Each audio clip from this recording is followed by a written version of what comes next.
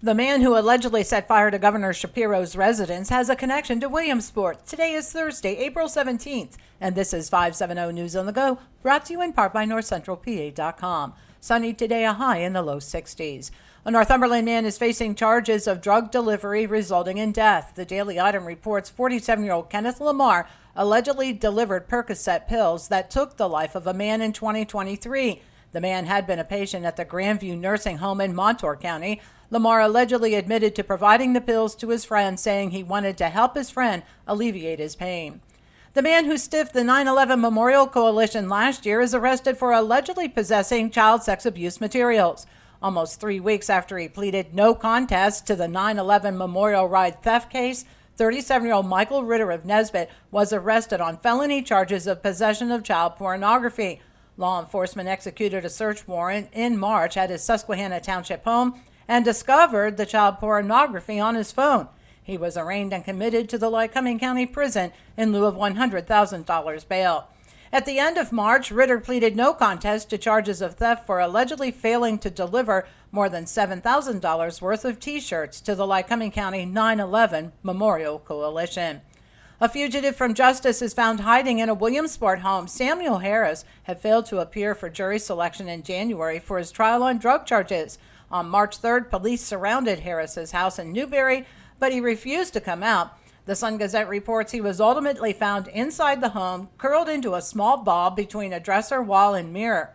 Harris was already out on high bail on drug and firearms charges and is now facing additional charges of flight to avoid apprehension. North Central PA reports the man accused of setting fire to Governor Shapiro's residence has a connection to Williamsport. In 2023, the wife of Cody Balmer filed a protection from abuse order against him at the Lycoming County Courthouse. The PFA alleged that Balmer had been emotionally and physically abusive to his wife and 4 children. Following his arrest this week, family members came forward to say that Balmer has had ongoing mental health issues. The mayor of State College has responded to the recent development of 22 Penn State students having their visas revoked with no grace period and no opportunity to appeal. Mayor Ezra Naines told WJAC that he is seeing a climate of fear that's prevailing in the community. People have reached out to him to say they are scared and don't feel welcome. He said the borough is working with Penn State and others as much as possible while recognizing the new federal regulations. Penn State said they have over 11,000 international faculty, staff, and students and will be providing individualized support for every student impacted. The administration said that despite rumors, they are not aware of any federal law enforcement activity on their campuses in connection with the visa revocations.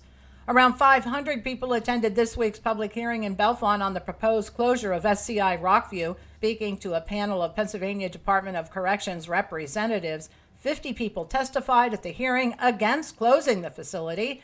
If the state chooses to close SCI Rockview, approximately 658 staff members will be reassigned. Some expressed concerns about long commutes and the possibility of uprooting the families. The DOC says they're proposing the closure because to keep it open would mean $74 million in upgrades over the next 5 years.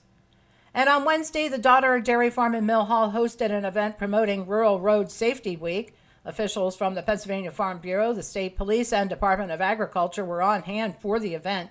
They remind the community that as farmers are returning to their fields for spring planting, drivers should be alert for large farm equipment on back roads. In 2024, there were 104 crashes involving farm equipment on Pennsylvania roads, resulting in 3 fatalities and 13 suspected serious injuries. For the latest in news and events, head on over to NorthCentralPA.com. I'm Liz Brady, and you're up to date with 570 News on the Go.